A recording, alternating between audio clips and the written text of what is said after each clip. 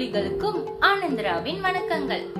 உலகின் மிகப்பெரிய இஸ்லாமிய நாடான இந்தோனேஷியாவில் அமைந்துள்ள கடவுளின் தீவு என்றழைக்கப்படும் பாலி 5 நாட்கள் சுற்றுலா பயணமாக அண்மையில் பாலிக்கு சென்று வந்த அனுபவங்களை உங்களுடன் பகிர்ந்து கொள்வதில் கூடுதல் மகிழ்ச்சி.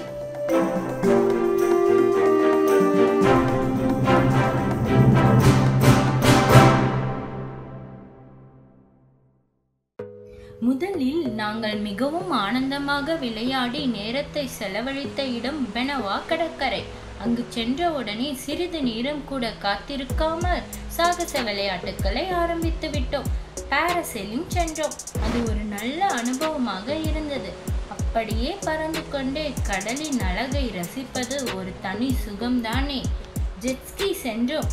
பயிற்சியாளர் என்னிடம் வாகனத்தை கொடுத்து ஓட்ட சொன்னபோது சிறிது பயமாக இருந்தாலும் அந்த அலைகளுக்கிடையே ஆனந்தமாக ஒரு பயணம். இறுதியாக பனானா ரயில் முடித்துவிட்டு அடுத்த இடத்திற்கு கிளம்பிவிட்டோம். அடுத்ததாக நாங்கள் சென்ற இடம் படம் கடற்கரை. இரு பாறைகளுக்கிடையே குறுகலான நடைபாதையில் நடந்து சென்ற பின் பார்த்து ரசித்து ஆட்டம் போட்ட நீல நிற கடற்கரை. அக்கடற்கரையில் தண்ணீர் நன்கு தெளிவாக கண்ணாடியை போல இருந்தது. அடுத்ததாக சூரிய அஸ்தமனத்தை பார்த்து ரசிக்க சென்ற இடம் புலுவாட்டு கோவில். அந்த ஊரின் கலாச்சாரத்தின்படி கோவிலுக்குள் யார் சென்றாலும் சராங் கட்டி கொண்டுதான் செல்ல வேண்டுமாம். உயரத்திலிருந்து கடலுக்கு நடுவே சூரியன் அஸ்தமனம் ஆவதை பார்ப்பதற்கே மிகவும் அழகாக இருந்தது. அடுத்த நாள் காலையில் நாங்கள் சென்ற இடம் தெகனுங்கன் நீர்வீழ்ச்சி. தொலைவில் இருந்து நீர்வீழ்ச்சியை பார்த்து அதன் அழகை ரசித்துக் கொண்டே அருகாமையில் சென்றோம். சென்ற பாதை மிகவும் அழகிய தோற்றத்துடன் காட்சி அளித்தது.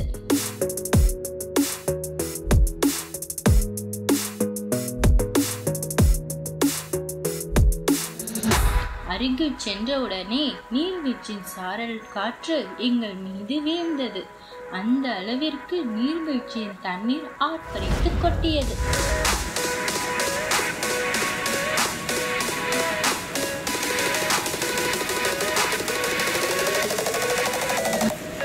பாலிக்கு சென்ற பிறகு பாலி ஊஞ்சலாட்டத்தை ஆடி அனுபவிக்காமல் யாராவது இருக்க முடியுமா? அங்கு இருந்த 7 ஊஞ்சலாட்டங்களையும் விளையாடினோம். அந்த ஆனந்தமான தருணங்களை என்றும் நினைவில் கொள்ள புகைப்படங்கள் இல்லாமலா?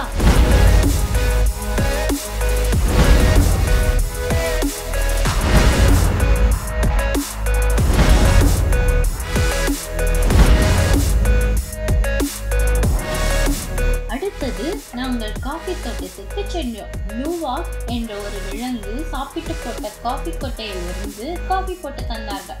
அந்த காஃபி அங்கே மிகவும் பிரபலமான ஒன்றாம்.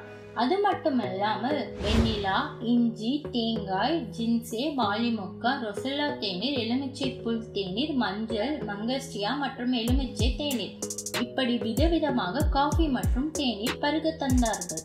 அந்த ஒவ்வொரு காஃபியிலும் உடலுக்கு நன்மை பயக்கும் மருத்துவ குணங்கள் உட்கொண்டிருந்தது.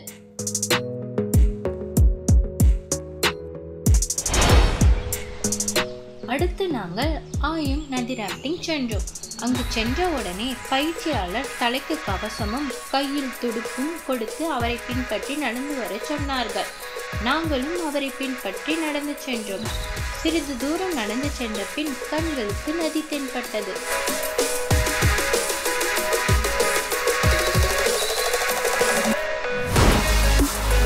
ஆயும் நதி ராஃப்டிங் தொடங்குவதற்கு முன் பயிற்சியாளர் எங்களுக்கு சில வழிமுறைகளை கற்பித்தார். அதற்கு பிறகு பயணத்தை தொடங்கினோம். ஒரு 3 மணி நேரம் 12 கிலோமீட்டர் தொலைதூரத்திற்கு துடுப்பிட்டு பயணம் மேற்கொண்டோம். நதியின் இருபுறமும் மிகவும் உயரமான மரங்கள் நிறைந்த காடுகள் இருந்தது. அதை பார்க்கும் பொழுது மிகவும் பிரம்மியமாக இருந்தது.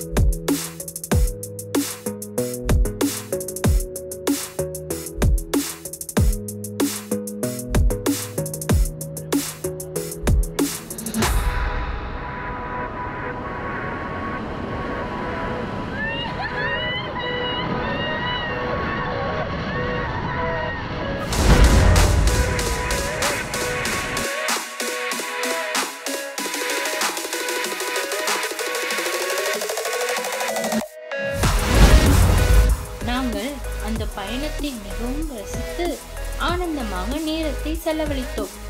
3 மணி நேரம் எப்படி கடந்தது என்று எங்களுக்கே தெரியவில்லை. அந்த அளவிற்கு பயணம் மிக சிறப்பாக அமைந்தது.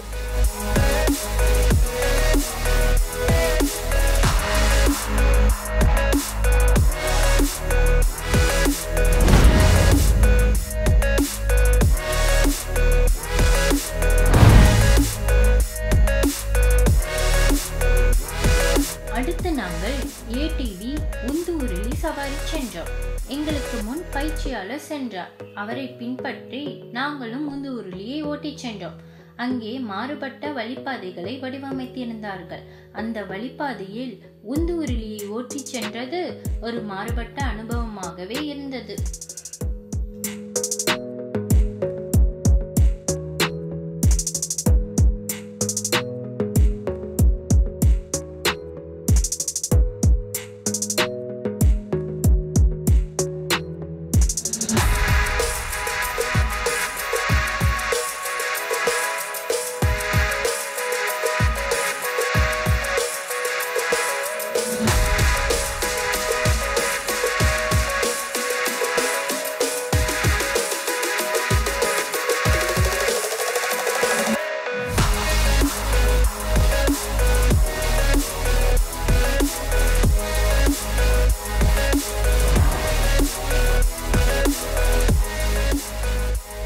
அடுத்த நாள் நாங்கள் நூசா பெனிடா தீவிற்கு செல்வதற்காக சன்னோர் துறைமுகத்துக்கு சென்றோம்.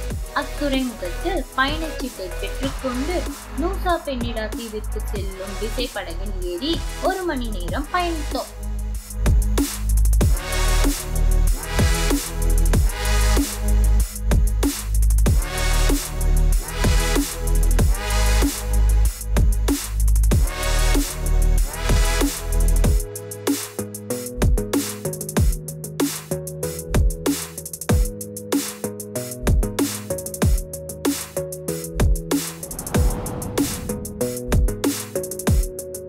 நூசா பெனிடா தீவில் நாங்கள் முதலில் சென்ற இடம் ஏஞ்சல் பிலாபாங் கடற்கரை மற்றும் புரோக்கன் கடற்கரை.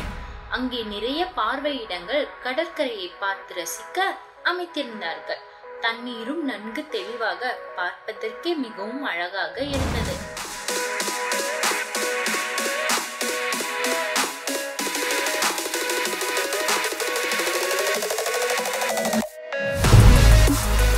அடுத்தது நாங்கள் கிளிங் கடற்கரைக்கு சென்றோம்.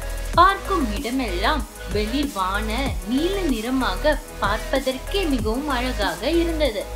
ஆனால் அந்த கடற்கரைக்கு செல்லும் வழிபாதை மிகவும் செங்குத்தாகவும் கடினமாகவும் இருந்தது.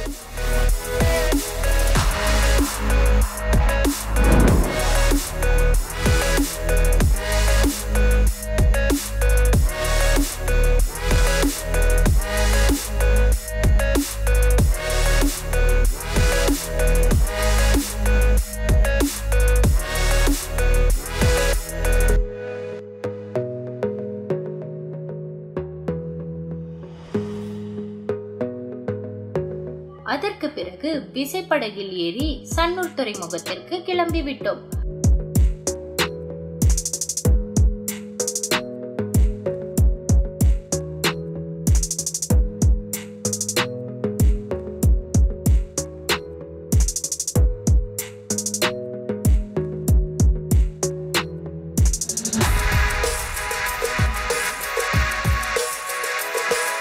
மாலை பொழுது என்பதால் கடல் அலைகளின் சீற்றம் மிகவும் அதிகமாக இருந்தது. படகு ஆடிய வேகத்தை பார்த்து மிகவும் அச்சம் கொண்டோம்.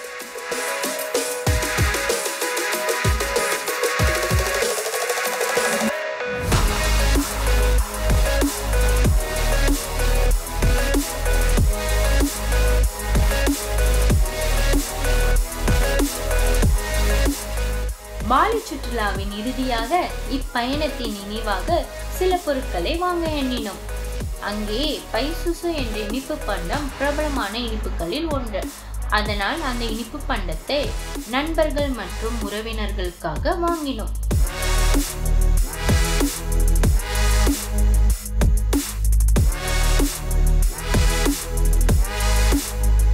பாலி என்றாலே கைவினை பொருட்கள் தான் பிரபலம்.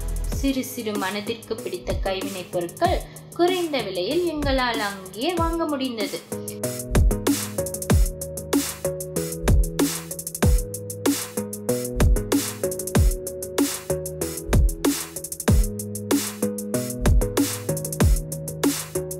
தேவையான நினைவுப் பொருட்களை வாங்கிக் கொண்டு எங்களோட பயணத்தை முடித்துக் கொண்டோம்.